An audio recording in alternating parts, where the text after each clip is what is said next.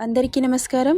Welcome to ER stories. ఈరోజు కథ వద్దు నన్నేం చేయొద్దు అంటున్నా కానీ వినిపించుకోకుండా ఆమె మీదకి చేరి అతని పెదాలతో ఆమె పైటని తప్పించి ఆమె ఎదపై పంటిగాట్లు పెడుతుంటే వద్దు అంటూ మత్తులోనే అతన్ని ప్రతిఘటిస్తున్నా అవేవి పట్టించుకోకుండా ఆమె చేతులని బెడ్కి అదిమిపెట్టి ఆమె మీద ఉన్న బట్టలను తీసి పక్కన పడేసి మొత్తంగా ఆమెను ఆక్రమించాడు. ఏం జరుగుతుందో ఆమెకు తెలుస్తున్నా అతన్ని గట్టిగా ప్రతిఘటించలేకపోతోంది. ఎందుకంటే మత్తు ఇంజెక్షన్ ఇవ్వడం వల్ల ఒళ్ళంతా మైకం కంపేసి మత్తులోకి వెళ్ళిపోయింది ఇషిత. ఆమెను బలవంతంగా సొంతం చేసుకొని పక్కకు జరిగాడు. ఇషిత ఇషిత అంటూ ఆమె బుగ్గలు తట్టి పిలుస్తున్నారు. ఎంత పిలుస్తున్నా ఆమెలో చలనం లేదు. డాక్టర్ని పిలిపించి ఏమైందని కంగారుగా అడుగుతుంటే డాక్టర్ టెస్ట్ చేసి ఏం జరిగిందో చెప్పింది. ఒక్కసారిగా తల్లిదండ్రులు షాక్ కొట్టినట్లు బిగుసుకుపోయారు. ఆమెకు ఇంజెక్షన్ చేసి ఇంకాసేపట్లో స్పృహలోకి వస్తుందని చెప్పి వెళ్ళిపోయింది డాక్టర్. ఇక కాసేపటికి కళ్ళు తెరిచి చూసిన ఇషిత పక్కన తల్లిదండ్రులని చూసి నాన్నగారు నాకేమైంది అని అడిగింది. అమ్మా నువ్వెందుకు ఏడుస్తున్నావు అని అడుగుతుంటే ఏం లేదు అన్నట్లు తల అడ్డంగా ఊపి ఎలా ఉంది తల్లి అని అడిగింది. ఆమె ఒంటి మీద కలుగుతున్న నొప్పులకి రాత్రి ఏం జరిగిందో గుర్తు చేసుకున్న ఇషితకి ఒక్కసారిగా గుండె పగిలినంత బాధేస్తుంటే అమ్మ అంటూ వాళ్ళ అమ్మని పట్టుకొని గట్టిగా ఏడ్చేసింది. అసలు ఇక్కడికి ఎందుకు తీసుకొచ్చారు? నన్ను పార్టీ పేరుతో నా జీవితాన్ని సర్వనాశనం చేశారు అంటూ ఏడుస్తుంటే నీకు ఇలా అవుతుందని మేము అనుకోలేదు తల్లి అని బాధపడ్డారిద్దరూ.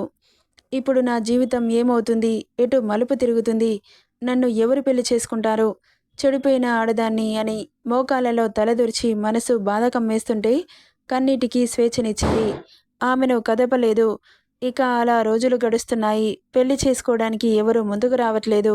ఆమె మనసు బాధకి గురవుతోంది. చేయని పాపానికి శిక్ష అనుభవిస్తున్నానని.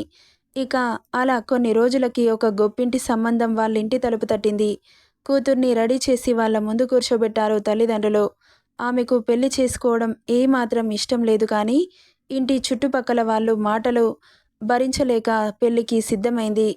మీతో కాస్త మాట్లాడాలి అన్నాడు ఇషితని చూసిన పెళ్ళికొడుకు సుదీప్.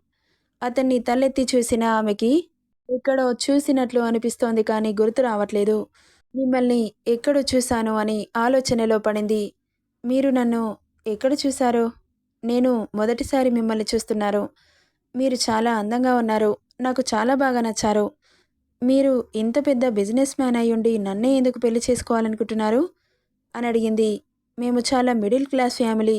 మీరు చిటికేస్తే కొన్ని వందల మంది అందమైన అమ్మాయిలు మీ ముందు వాలిపోతారు అంటున్న ఇషిత మాటలకి నవ్వుతూ వస్తారు కానీ చిటికేస్తే వచ్చే అమ్మాయిలు నాకొద్దు. నీలాంటి వారు కావాలి. ఫ్రెష్ క్యాండిడేట్ అంటుంటే కళ్ళు చిన్నవి చేసి చూస్తోంది. అదే నువ్వు ప్యూర్ హార్టెడ్ కదా అంటూ కవర్ చేశాడు. సరే కానీ నేను మీకు నచ్చానా లేదా అని అడిగాడు. ఇక అదృష్టం తలుపు తడుతుంటే ఎందుకు కాదంటుంది. నచ్చారు అంటూ తలూపింది. థ్యాంక్ యూ ఇషిత అంటూ ఆమెను దగ్గరికి లాక్కొని కిస్ చేయబోయాడు కానీ అతని గుండెలపై చేయి పెట్టి భయంగా వెనక్కి తోసేసి అక్కడి నుండి వెళ్ళిపోయింది. కన్నింగ్ స్మైల్తో చూస్తూ నిన్ను చూసిన వెంటనే నువ్వు నాకు నచ్చేశావు. నీతో పడుకోవాలనుంది అని చెబితే నన్ను ఒప్పుకుంటావా? ఒప్పుకోవు కదా. అందుకే నిన్ను బలవంతం చేసి నీ ఇంటికి పెళ్లి చూపులకి వచ్చేలా చేసుకున్నాను. కొన్ని రోజులు నిన్ను అనుభవించి వదిలేస్తే నా కోరిక తీరుతుంది. నీ మీద ఉన్న మోజు తీరుతుంది అని కసిగా అనుకుంటూ అక్కడి నుండి కిందకి వచ్చాడు. ఇద్దరు ఒకరికొకరు నచ్చుకోవడంతో పెళ్లి ముహూర్తాలు పెట్టించారు. ఎందుకో ఇషిత మనసు మాత్రం ఇంతకుముందు జరిగిన ఇన్సిడెంట్ నుండి బయటకు రావట్లేదు. అతన్ని మనస్ఫూర్తిగా యాక్సెప్ట్ చేయట్లేదు. కానీ ఏం చేస్తుంది? ఇంట్లో ఉండి అవమానాలు భరించే కంటే పెళ్లి చేసుకొని వెళ్ళిపోవడమే బెటర్ అనిపించి మనసుకు సర్ది చెప్పుకుంటూ పెళ్లి చేసుకొని సుదీప్ ఇంట్లో అడుగుపెట్టింది. మొదటి రాత్రి పాల గ్లాస్తో సుదీప్ రూమ్లో అడుగుపెట్టిన ఇషిత ఈ సమయం కోసమే ఎదురు చూస్తున్నట్లుగా ఆమెను కన్నింగ్ స్మైల్తో చూస్తూ దగ్గరికి వెళ్ళి పాల గ్లాస్ చేతిలోకి తీసుకొని పక్కన పెట్టి ఇలా సిగ్గుపడితే ఎలా? ఈ రోజు కోసం ఎన్ని రోజులుగా ఎదురు చూస్తున్నానో తెలుసా? ఇలా సిగ్గుపడి నన్ను దూరం పెట్టకు ఇషిత అంటూనే ఆమె చీర చెంగుని తప్పించేశాడు. సడన్గా జరిగిన చర్యకి గుడ్లు పెద్దవి చేసి చూస్తోంది. ఏంటలా చూస్తున్నావు? దీనికోసమే కదా నువ్వు రూంలోకి వచ్చింది అంటుంటే అతను అలా మాట్లాడుతుంటే ఆశ్చర్యంగా చూస్తోంది. మీరేంటి ఇలా మాట్లాడుతున్నారు? ఎలా మాట్లాడుతున్నాను? కరెక్ట్‌గానే మాట్లాడుతున్నాను కదా!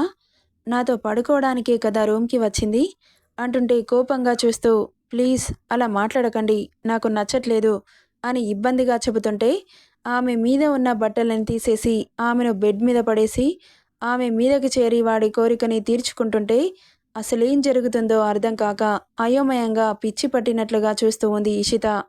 అసలు జనాలకి నా శరీరమే కావాలా? నా మనసుతో పని లేదా? అని కళ్ళు వర్షిస్తుంటే, అతను చేస్తున్న గాయాలకి నొప్పిని పంటి బిగువున పట్టి భరిస్తోంది. అసలు వీడు మంచోడేనా అన్న ఆలోచన ఆమె మెదడంతా తొలిచేస్తుంటే, మొదటిసారి ఆమె మీద జరిగిన దాడి గుర్తొచ్చి, అది స్పర్శ అని ఆమెకు తెలుస్తుంటే, కోపం తారస్థాయికి పోయింది ఇషితకి. ఆమె ఇష్టంతో పని లేకుండా అనుభవిస్తున్న సుదీప్ని చూడగానే కామంతో రగిలిపోతున్నాడు. వాడిని అలా చూస్తుంటే చంపాలన్నంత కోపం పెరిగిపోతోంది. వాడు కామ పిశాచి అని ఆమెకు అర్థమవుతుంటే ఆమె నొప్పిని కూడా పట్టించుకోకుండా వాడి కదలికల్లో వేగం పెంచుతున్నాడు. ఇక ఆమె భరించలేనట్లుగా ఆమె బలాన్నంతా కూడగట్టుకొని రేయ్ అంటూ గట్టిగా అరిచి వాడిని ఒక్క తోపు తోసి ఏమాత్రం బట్టలు లేకుండా ఉన్న ఆమె శరీరాన్ని బెడ్షీట్లో బంధించి, రేయ్ దగ్గరికి వచ్చావంటే చంపేస్తా అనింది కళ్ళెర్రజేసి.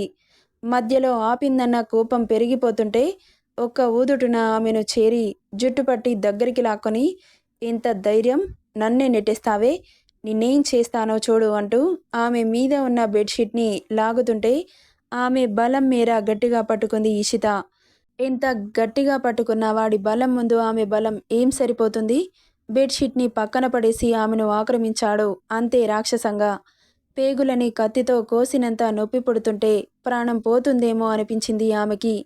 చివరి ఊపిరి ఆగిపోతున్న క్షణంలో వదిలాడు. నీకొక విషయం చెప్పనా? నిన్ను ముందు అనుభవించింది నేనే తెలుసా? నీ మీద ఉన్న మోజుతోనే నిన్ను పెళ్లి చేసుకున్నాను. నిన్ను బలవంతం చేసి నీ మీద సింపతితో పెళ్లి చేసుకుంటే నిన్ను రోజు అనుభవించొచ్చు. లేకపోతే నువ్వు నాకు నచ్చావంటే నువ్వెక్కడ పెళ్లి చేసుకుంటావు? అంత ఓపిక నాకెక్కడుంది?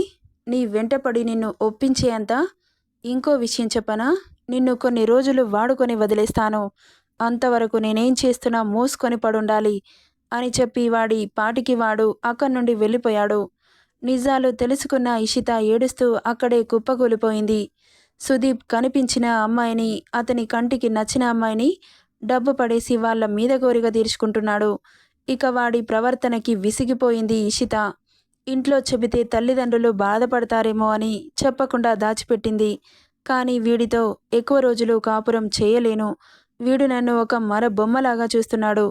ఏం చేయాలి, ఎలా తప్పించుకోవాలో అర్థం కావట్లేదు. ఒకరోజు ఇషిత తల్లిదండ్రులు తన ఇంటికి వచ్చారు. తల్లిదండ్రులను చూసి సంతోషంగా దగ్గరికెళ్ళింది.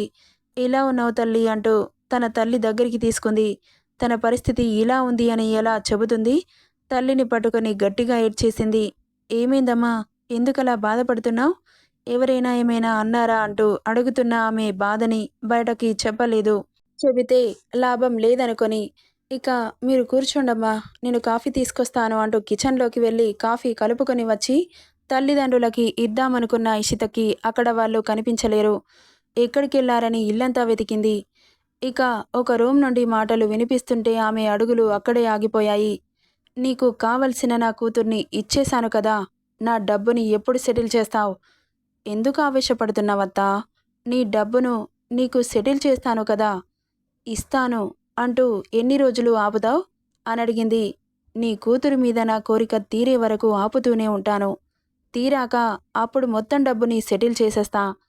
తీరిన తర్వాత నువ్వు మోసం చేసేస్తే? నేను మోసం చేసేవాడిని కాదత్తా అంటున్న అతని మాటలకి, మాట్లాడుకున్న దాంట్లో కనీసం కొన్నైనా ఇవ్వు అంటుంటే నోట్ల కట్టని తీసి ఆమె మీదకి విసిరాడు. ఇదంతా చూస్తున్న ఇషిత ఒక్కసారిగా నిలుక్కుపోయి ఆమె చేతిలో ఉన్న కాఫీ ట్రే అలాగే వదిలేసింది. సౌండ్కి అందరూ తల తిప్పి చూశారు. ఒసేయ్ రాక్షసి, ఇంత మోసం చేశావే నన్ను? నిన్ను తల్లి అనడానికి కూడా నాకు నోరు రావట్లేదు. కూతుర్ని ఏ తల్లైనా కసాయివాడికి అమ్మి డబ్బులు తీసుకుంటుందా? ఇంత రాక్షసివే నువ్వు అంటూ తల్లిని ఇష్టం వచ్చినట్లు కొడుతోంది ఇషిత. ఏడుస్తూ కొడుతున్న ఇషితని చెయ్యి పట్టి సుదీప్ దగ్గరికి లాక్కొని, ఏంటే నకరాలు చేస్తున్నావు? అవునే, నీ తల్లి నాకు అమ్మింది. ఇప్పుడేంటంట? మూసుకొని పడుండు. ఎక్కువ చేశావనుకో ఇక్కడే బొంద పెడతా అంటున్న వాడి చెంప చెల్లుమనిపించింది. రేయ్, నువ్వు మనిషివి కాదు, రాక్షసునివి, కామ పిశాచివి. ఒక అమ్మాయి ఇష్టంతో పని లేకుండా నన్ను అనుభవిస్తూ నీ కోరికని తీర్చుకుంటున్నావు. కొంచెం కూడా సిగ్గుగా అనిపించట్లేదా? ఒసేయ్, నువ్వసలు తల్లివేనటే? ఎలా పుట్టావే నీ తల్లికి? ఛీ, నిన్ను చూస్తుంటే అసహ్యం వేస్తోంది. నా తల్లిదండ్రులు ఇంత నీచానికి దిగజారుతారు అనుకోలేదు అని ఆమెను దూరం నెట్టేసి అక్కడి నుండి ఏడుస్తూ బయటకెళ్ళిపోయింది ఇషిత. ఆమె ఎక్కడ పారిపోతుందోనని వెనకే వెళ్ళాడు సుదీప్. అతను అనుకున్నట్లుగానే ఇంట్లో నుండి వెళ్ళిపోతున్న ఇషితని త్వరగా పట్టుకొని, ఎక్కడికి వెళ్ళిపోతావే? నా కోరిక తీరే వరకు ఇక్కడే ఉండాలి నువ్వు అంటూ ఆమె జుట్టు పట్టి ఈడ్చుకొచ్చి ఇంట్లో పడేశాడు. ఇక ఏడుస్తూ ఆమె జీవితం నాశనమైనందుకు తల్లిదండ్రుల మీద కోపం వస్తుంటే ఆ కోపాన్ని ఎవరి మీద చూపించాలో అర్థం కాక అలాగే అక్కడే కూలబడిపోయింది. ఇక్కడే ఉంటే నిన్ను చంపినా చంపేస్తాడు వీడు, ఎలాగైనా ఇక్కడి నుండి వెళ్ళిపోవాలి అనుకుంటూ అర్ధరాత్రి అందరూ పడుకున్న వేళ లేచి అక్కడి నుండి మెల్లగా ఇంట్లో నుండి బయటపడింది ఇషిత. ఆమె జీవితం గమ్యం లేని దారి వైపు నడుస్తోంది. ఎవరిని నమ్మాలో నమ్మకూడదో అర్థం కాని పరిస్థితిలో ఆమె ప్రయాణం కొనసాగించింది. ఇక అలా నడుస్తూ వెళుతుండగా ఒక ఊరు రావడంతో ఆ ఊర్లోకి వెళ్ళి తలదాచుకుంది. కొత్తగా కనిపిస్తున్న ఇషితని చూసి ఆ ఊరి వాళ్ళు, ఎవరమ్మా నువ్వు అని అడుగుతుంటే, పలానా ఊరు నుండి వచ్చాను, నా చేతిలో ఒక్క రూపాయి కూడా లేదు, ఏదైనా పని ఇప్పిస్తే పని చేసుకుంటూ ఇక్కడే బ్రతుకుతాను అని చెప్పింది. ఇక ఆమెను చూస్తే జాలిగా అనిపించిన ఊరి వాళ్ళకి వ్యవసాయం పనులు చెబుతూ ఆమెను వాళ్ళ సొంత ఇంటి మనిషిలాగా చూసుకున్నారు. పెళ్లి మీద ఆశలు కోల్పోయిన ఇషిత వ్యవసాయ పనులు చేస్తూ ఆమె జీవితాన్ని అక్కడే గడిపేసింది. అలా రోజులు గడుస్తుంటే గతం కొంచెం కొంచెంగా మరిచిపోవడం మొదలుపెట్టింది. కానీ కొన్ని బంధాలు ఎంత మర్చిపోదామనుకున్నవి మనల్ని ఎక్కడ వదులుతాయి? ఆమె కన్నీరు శాశ్వతం అని దేవుడు గుర్తు చేస్తూనే ఉన్నాడు. అలా ఒకరోజు చీకటిగా మారిన ఆమె జీవితంలోకి వరుణ్ వెలుగులా వచ్చాడు. ఇలానే గతాన్ని గుర్తు చేసుకుంటూ ఎన్ని రోజులు ఇలాగే బ్రతుకుతావు? నీ కొత్త జీవితానికి ఆహ్వానం పలకవా అంటుంటే ఓ విరక్తి నవ్వు నవ్వి, నాకు ఎలాంటి జీవితం వద్దు, నాకిలాగే బాగుంది అనింది ఏటో చూస్తూ. లేదు, నువ్వు ఖచ్చితంగా మళ్ళీ పెళ్లి చేసుకొని జీవితాన్ని కొత్తగా మొదలు పెట్టాలి. ఇంకా చాలా జీవితం ఉంది. ఇలా గతంతో నువ్వు సాగిపోవాల్సిన అవసరం లేదు. అందరూ హ్యాపీగానే ఉన్నారు, నువ్వెందుకు బాధపడతావు? నాకు నీ క్యారెక్టర్ నచ్చింది. నీ జీవితంలో వెలుగు నింపాలనుకుంటున్నాను. నన్ను పెళ్లి చేసుకుంటావా అని అడిగాడు. ప్లీజ్ వరుణ్, నన్ను వదిలేసేయ్. నేను చెడిపోయిన ఆడదాన్ని. నన్ను పెళ్లి చేసుకొని నువ్వు బాధపడకూడదు. నువ్వు మంచివాడివి, నీకు మంచి అమ్మాయి దొరుకుతుంది అంటుంటే, ప్లీజ్ ఇషిత, ఇలా మాట్లాడి బాధ పెట్టకు. నాకు నువ్వు తప్ప ఎవరు వద్దు. నిన్ను పెళ్లి చేసుకుంటాను. నువ్వెప్పుడు ఓకే చెబితే అప్పుడే పెళ్లి చేసుకుంటాను అని చెప్పి వెళ్ళిపోయాడు. అతని ఆన్సర్కి ఏం సమాధానం చెప్పాలో అర్థం కాక అలాగే చూస్తుండిపోయింది. రోజులు గడుస్తున్నాయి కానీ అతను మాత్రం పెళ్లి చేసుకోవట్లేదు. ఇంట్లో వాళ్ళు పెళ్లి చేసుకోమని సతాయిస్తున్నారు. ఇక ఈరోజు ఎలాగైనా అతన్ని వేరే పెళ్లికి ఒప్పించాలి అని డిసైడ్ అయ్యి, వరుణ్, ఒకసారి చెబితే అర్థం కాదా? నీ లైఫ్ నువ్వు చూసుకో, నా కోసం నీ లైఫ్ని స్పాయిల్ చేసుకోకు అని సీరియస్గా చెబుతుంటే ఆమెను దగ్గరికి లాక్కొని, నీకు కూడా ఒకసారి చెబితే అర్థం కావట్లేదా? నేను నిన్ను తప్ప ఎవరిని పెళ్లి చేసుకోను. I love you. ఈ ప్రాణం పోయే వరకు ఇలాగే ఉంటాను కానీ నా జీవితంలో వేరే అమ్మాయికి స్థానం లేదు. నువ్వు ఒప్పుకున్నా ఒప్పుకోకపోయినా ఇదే నిజం అని చెప్పి వెళ్ళిపోతుంటే వరుణ్ అంటూ అరిచింది. ఆమె ఎంత అరుస్తున్నా వినిపించుకోకుండా వెళ్ళిపోయాడు. బాగా ఆలోచించింది. ఆమె కోసం అతను జీవితం నాశనం చేసుకుంటున్నాడు అని. వరుణ్ నీతో మాట్లాడాలి అంటూ ఇంటికొచ్చింది. ఇంట్లో ఒక్కడే ఉన్నాడు, వర్క్ ఫ్రమ్ హోమ్ చేస్తూ. ల్యాప్టాప్ పక్కన పెట్టి చెప్పు అంటూ చూశాడు. నేను నిన్ను పెళ్లి చేసుకుంటాను అనింది తల కిందకి దించి. ఆమె సమాధానానికి అతని ఫేస్ బ్రైట్గా మారితే క్షణంలో ఆమెను చేరి ఇషితని హత్తుకొని, thank you, thank you so much Ishita అంటూ ఆమె మోము నిండా ముద్దులు కురిపించాడు. ఇక వాళ్ళిద్దరూ పెళ్లితో ఒకటయ్యి వాళ్ళ జీవితాన్ని సాఫీగా గడిపారు.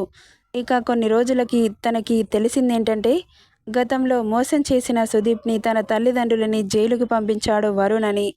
ఆ న్యూస్ విన్న ఇషిత ఒక్కసారిగా శిలలా మారిపోతే, అసలు నా గతంలో ఉన్నవాళ్ళు నీకెలా తెలుసు? ఎందుకంత రిస్క్ చేశావు అని భర్తని ప్రశ్నించింది. నా భార్యని అంత మోసం చేసిన వాళ్ళు భూమి మీద హాయిగా బ్రతుకుతుంటే ఎలా చూస్తూ ఊరుకుంటాననుకున్నావు? జీవితాంతం ఊచలు లెక్కబెట్టేలా చేశాను. నువ్వు వాళ్ళ మీద సింపతి చూపిస్తూ నీ జీవితాన్ని ఇంకా వాళ్ళ కోసం ఆలోచిస్తూ వేస్ట్ చేసుకోకు అంటూ భార్యని అతని కౌగిల్లో బంధించాడు.